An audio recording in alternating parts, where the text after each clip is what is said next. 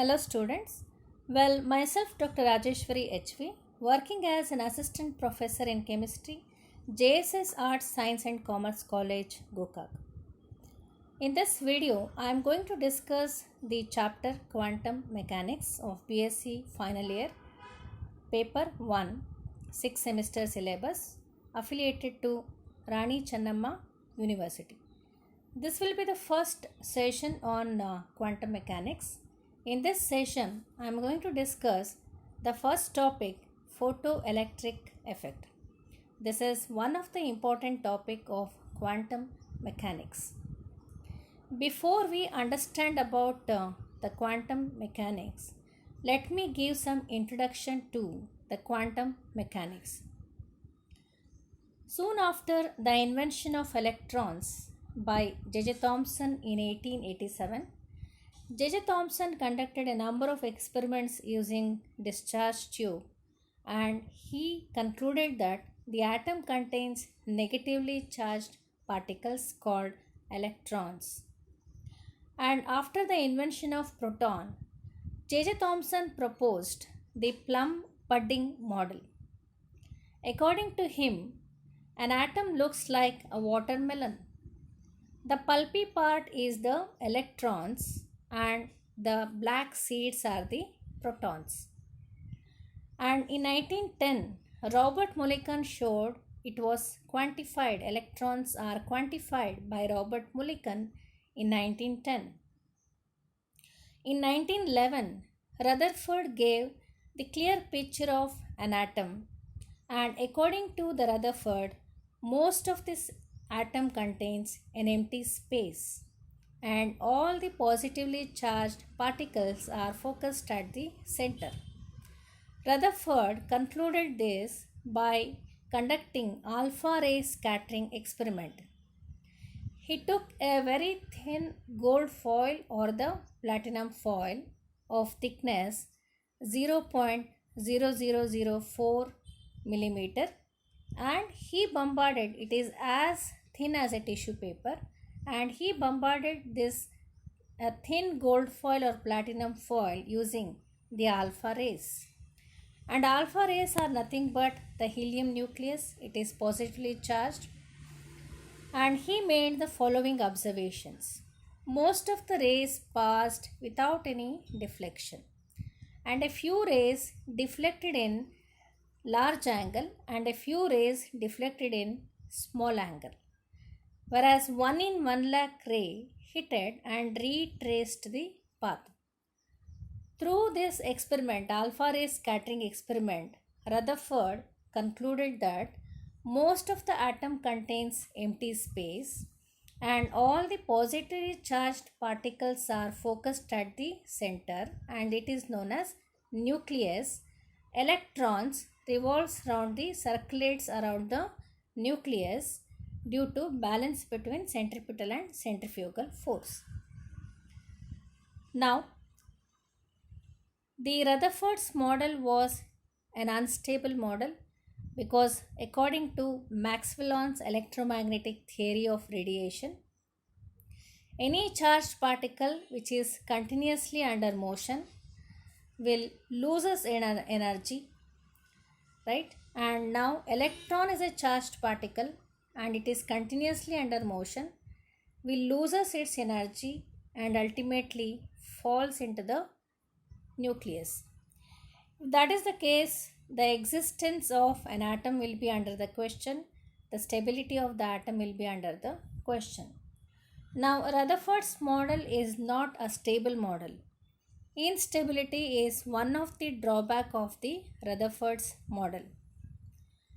And then in 20th century, due to invention of few phenomenons in physics, that is black body radiation, photoelectric effect, Compton effect, the better picturization of the atom was made, because the black body radiation, photoelectric effect, Compton effect were unable to explain by the classical theory. Well, we know that classical theory is governed by three important laws of motion, that is Newton's law of motion. Now, with this introduction, let us list out the differences between classical mechanics and quantum mechanics. Classical mechanics is governed by the Newton's law of motion, that is why it is also known as Newton's mechanics, and it is also governed by Maxwell's equation of electromagnetic theory, and it deals with the macroscopic particles or the macroscopic phenomenon such as billiard balls, rockets, planets, etc. The quantum mechanics is used to explain the microscopic phenomenon such as photon, electrons, a motion of flow of electrons in the semiconductor, etc. So the main difference between classical and quantum mechanics is the classical mechanics deals with the movement of the bigger particles, whereas quantum mechanics deals with the movement of subatomic particles. So quantum mechanics is also the collection of postulates based on a huge number of experimental observations. And Schrödinger is known as the father of quantum mechanics. After the de Broglie's invention of matter wave and Einstein's uncertainty principle laid down the first step to the quantum mechanics, and after this great invention, Schrödinger invented the Schrödinger equation, which included the wave and the particle property of subatomic particles. The differences between the classical and quantum mechanics can be understood by listing out the differences or examining the classical and quantum mechanics. Now, let us list out the major differences between classical theory and the quantum theory. As I said previously, the classical theory is based on the Newton law of motion or Newton mechanics, and it deals with the macroscopic particles like planets, balls, bullets, bigger particles. Whereas the quantum mechanics deals with the quantum particles like photon, electrons, which has a dual nature. Wave particle duality is present in these particles. And classical mechanics is based on Newton's law of motion, whereas quantum mechanics uses the probability theory. Probability, what is the meaning of probability? If I ask a question in a very thick rainy day, whether it will rain or not, what is your answer? It may or may not. It's a probability answer. Now, according to classical theory is based on Maxwell's electromagnetic theory, and quantization of energy is the property of microscopic particles. Now, according to classical mechanics, the position and momentum can be determined simultaneously and accurately, whereas according to the quantum theory, the position and momentum of a subatomic particle cannot be determined simultaneously and accurately. So these are the major differences between the quantum mechanics and classical mechanics. Now, with this basic introduction, let us know about photoelectric effect. The photoelectric effect is invented by the scientist Albert Einstein, and he used the photocell to study the photoelectric effect. According to this, when the light falls on the surface of the metals, right, electrons are ejected. The dots are electrons here. The blue line is the incident line. And this phenomenon of ejection of electrons from the surface of metal itself is known as photoelectric effect. Photoelectric effect can be defined as, in case of some solids, when electromagnetic radiation falls on the surface, electrons are ejected from the surface. This is known as photoelectric effect.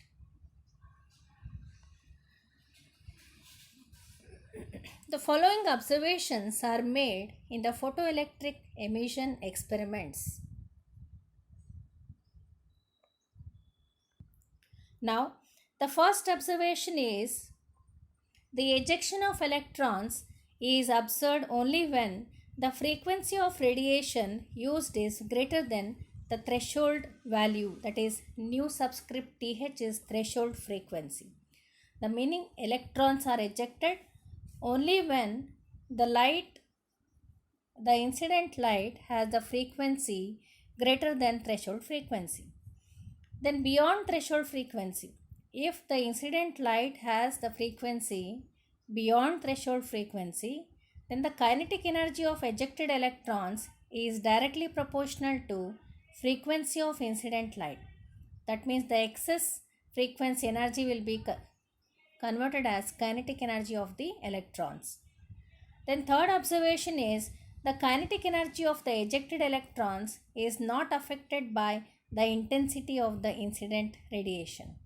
So the important keywords you need to remember is intensity of incident radiation and frequency. The intensity of incident radiation is nothing to do with the emission of electrons. It is only the frequency that is going to affect the ejection of electrons.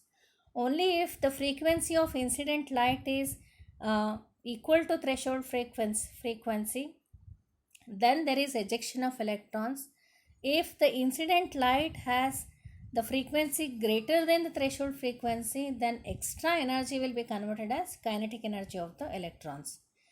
If the frequency of incident light is less than the threshold frequency, absolutely there is no emission of the electrons.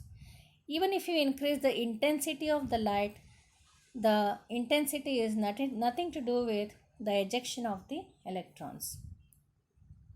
So after this observations, Einstein explained the photoelectric effect using the quantum theory, and he showed that h nu is equal to h nu naught plus half mv square, where h nu is the frequency of incident radiation and h nu naught is the threshold frequency, and plus half mv square is the kinetic energy.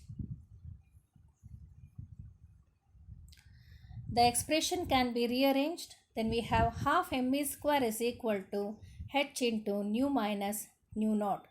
So equation 2 is the Einstein's photoelectric effect. Albert Einstein, the German physicist, won a physics Nobel Prize in 1921 for explaining the photoelectric effect. So remember students, larger frequency or smaller wavelength and larger energy. If the frequency is more, energy is more.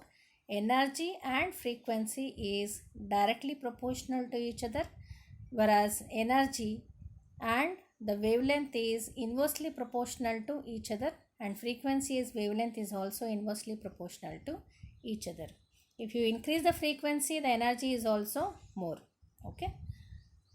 With this, let me conclude about the photoelectric effect. After this experimental observations, let us come to the conclusion. According to quantum theory, Einstein used the quantum theory to explain the photoelectric effect, because classical theory was unable to explain the photoelectric effect, because according to classical theory, the ejection of electron depends on the intensity, but the ejection of electrons depends only on the frequency according to quantum theory.